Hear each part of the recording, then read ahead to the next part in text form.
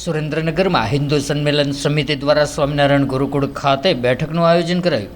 ભારત દેશમાં છેલ્લા 100 વર્ષથી રાષ્ટ્રીય સ્વયંસેવક સંઘ હિન્દુ સંગઠનના માધ્યમ દ્વારા હિન્દુત્વ જાગરણ અને સમાજ પરિવર્તન માટે કાર્યરત છે. ત્યારે સંઘના શતાબ્દી વર્ષના અનેક ઉતાર ચઢાવની સાથે હિન્દુ સંસ્કૃતિ, હિન્દુ સમાજ અને હિન્દુ ધર્મના રક્ષણ અને પોષણ માટે કરેલ અનેક કાર્યો નિસ્વાર્થ ભાવે આપણે નિહાળ્યા છે. ત્યારે આવા જ રાષ્ટ્રવ્યાપી સંગઠનના શતાબ્દી વર્ષનો સંપૂર્ણ હિન્દુ સમાજ ગૌરવ સાથે આનંદ વ્યક્ત કરે છે. ત્યારે દેશ, ધર્મ અને સમાજ માટે નિસ્વાર્થ રીતે સેવાનો ઋણભાર ચૂકવવા માટે સુરેન્દ્રનગરમાં હિન્દુ સંમેલન કરવાનું આયોજન કરાયું હતું.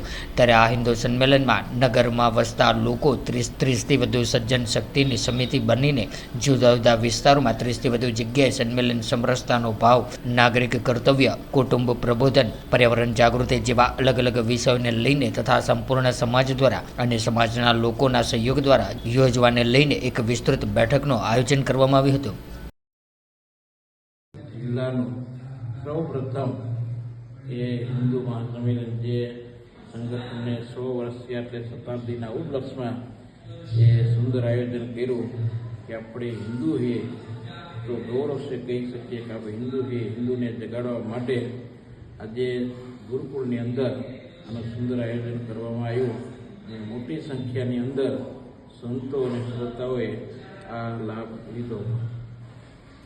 આજ રોજ સ્વામિનારાયણ ગુરુકુળની અંદર સુરેન્દ્રનગર ખાતે સુરેન્દ્રનગર મહાનગરની અંદર આગામી સંઘ શતાબ્દી વર્ષને લઈને ઉપલક્ષમાં શતાબ્દી વર્ષના આગામી આપણા સુરેન્દ્રનગર મહાનગરની અંદર 4 વિસ્તારોની અંદર જુદા જુદા સુરેન્દ્રનગર, પ્રતાપગઢ, જોરાવનગર, વઢવાણ અને દુધરેજ ખાતે આગામી 15 તારીખથી 5 તારીખની અંદર આપણા કુલ 35થી વધુ જગ્યાએ સુરેન્દ્રનગર હિન્દુ સંમેલન સમિતિ દ્વારા જુદા જુદા વિસ્તારોની અંદર એક હિન્દુ સંમેલનનું આયોજન રહેશે.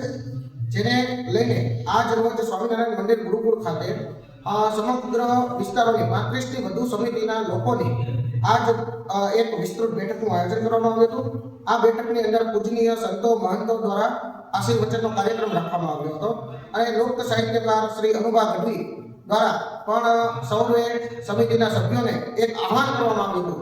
અને આ હિન્દુ સંમેલનનો ઉદ્દેશ મુખ્ય એ જ રહેશે કે આપણું ભારત એક સમગ્ર હિન્દુઓ એક બનીને સમરસ ભારત બને અને મેન આપણું વિશ્વગુરુ જે સ્વપ્ન છે 140 કરોડ જનતાનું, તેને લઈને આગામી સમયની અંદર હિન્દુ સંમેલનનું કાર્ય રહેશે. અને આ સંમેલનની અંદર સમાજના સજ્જન શક્તિઓને જોડીને દરેક ધાર્મિક સંસ્થાઓ, NGO, એસોસિએશનો, આ દરેક લોકો આમાં સહભાગી બનીને સમિતિ બનીને આગામી સમયની અંદર એક વિસ્તૃત હિન્દુ સંમેલન રહેશે. અને આ પ્રસંગે આ કાર્યક્રમમાં હું દરેક નગરજનોને એક આહ્વાન કરવા માંગીશ કે આપણે સૌ વધુને વધુ સહભાગી બનીએ અને આપણું જે ઉદ્દેશ છે કે સમરસ ભારત બને, પર્યાવરણ યુક્ત આખું મુક્ત ભારત થાય અને સ્વદેશી જે આપણું મેઇન લક્ષ્ય છે તો એ સ્વદેશી યુક્ત આપણું આ હિન્દુ સંમેલન